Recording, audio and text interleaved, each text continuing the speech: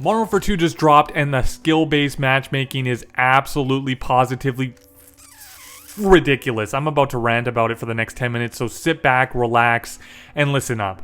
So if you guys aren't familiar with skill-based matchmaking, it is essentially a system that's implemented by different developers, Activision being one of them, where they basically categorize you based on your kill-death ratio. That's the main statistic. I mean, they look at different analytics, I'm guessing, but they take a look at your profile, they see what your kill-death ratio is, and then they put you in a category or a class, whatever you want to call it, based on that. And you're going to be playing against other players of similar skill levels. So if you have a 0.5 KD, you're going to be playing against other players around 0.5, 0.4, 0.6. And then if you have like a 1.5, first of all, you're a god. Second of all, you're going to be playing against other players that are around that skill level, tryhards, sweaty as hell, probably snort cocaine up their ass every day before they get on. And this whole system, it's not just in Call of Duty, it's also it's like kind of become a virus, honestly. It's spreading all over the place. It's in every multiplayer game now that you can think of. It's in Apex Legends, it's in Fortnite, it's in Call of Duty, it's probably in sports games at this point. Hell, I don't even know. I mean, there's a lot of difference of opinions when it comes to this topic. It's very polarizing. Some people think it's a good thing. I don't know how you think it's a good thing, but I would love to hear your opinion down in the comment section. Most people, including myself, think it's the dumbest thing that's ever existed, because you're basically penalizing good Call of Duty players, good players in general, and you're putting them...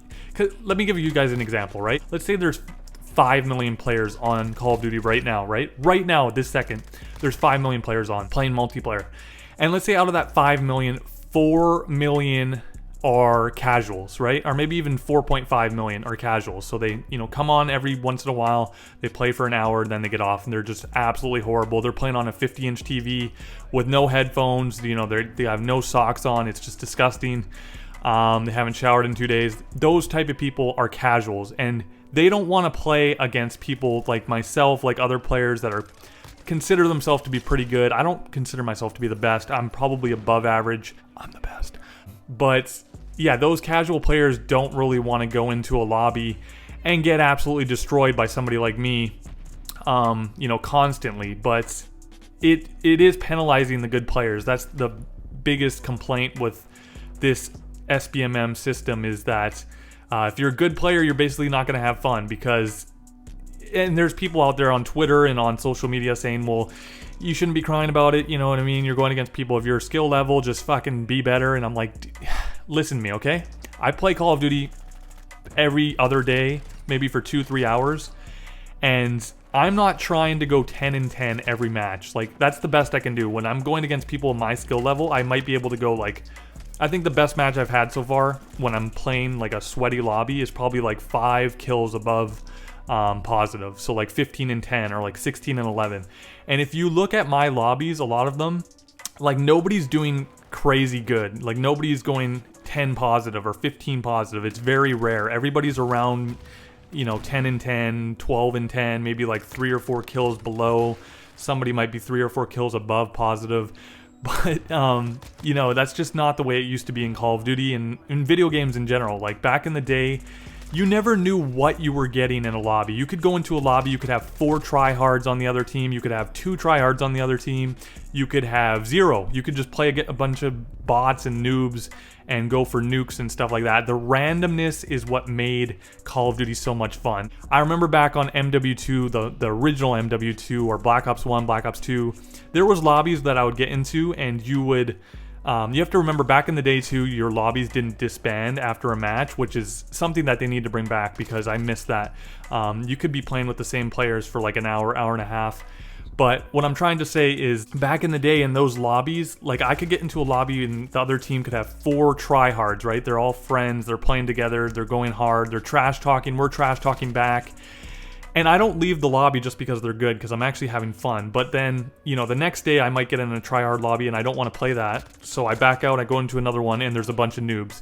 I just like the randomness, and I feel like that's been taken away with the skill-based matchmaking. I feel like, to be honest, it's been around for the last 3 years, I would say, maybe even more, but I definitely started to notice it in Modern Warfare 2019. I think it was a little bit less in Cold War. I can't remember, somebody's gonna have to remind me, but I feel like Cold War, it wasn't as restrictive when it came to skill-based matchmaking. I feel like you could find a lot more lobbies with noobs. It's also in Warzone. For sure it's in Warzone. I feel like it's worse in Warzone, but MW2, this game, it's so far, it's only been out for a day, but it feels pretty bad too. The thing about skill-based matchmaking that makes no sense to me is like I could play, for example, I could play Warzone, right? 1 day or 2 days, and I could be getting into lobbies with people of my skill level.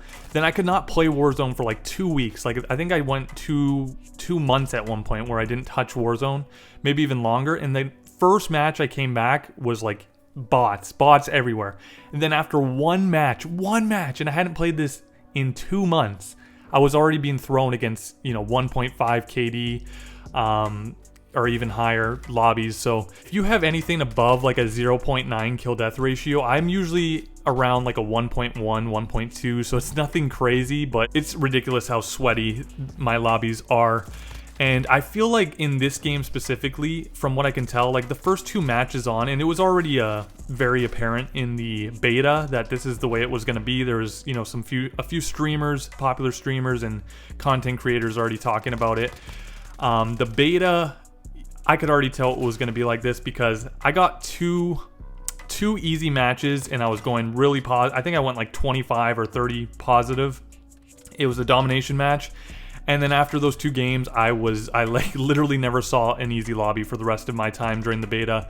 And it's kind of been the same so far on the opening day for this game. It's like the first 2 or 3 matches I feel like weren't too bad. And then after that, holy shit, it's been bad. I would love to know from you guys down in the comment section. Are you enjoying this game? What's your thoughts on skill-based matchmaking? Are you a fan of it? Again, some people say, I want to talk about this quickly because why is this a thing? There's obviously some data that Activision and then other developers are, you know, gathering to. They wouldn't keep this system in place if they weren't seeing positive outcomes. So my guess is that, and there's been rumors about this, like the retention is longer. So for casual players, right? Call of Duty at the end of the day is a casual game for casual players, and they are seeing like an engagement rate that is higher when they have the skill-based matchmaking implemented. So what that means is, like, let's say back in the day, let's just, for example, Black Ops 2, let's say a casual buys the game, he plays it for 2 weeks and then doesn't play it for 2 or 3 months again.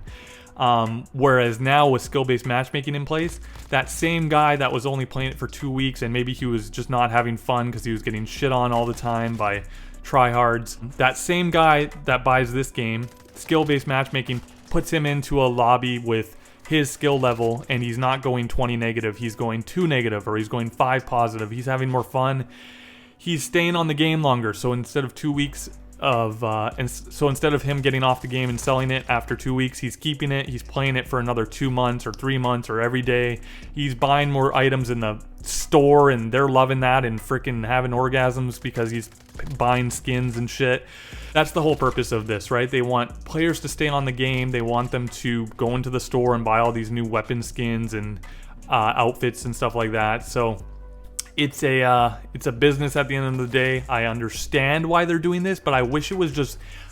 My whole purpose is I don't want them to take away skill-based matchmaking. I do, but don't tell anybody. I just want them to kind of like.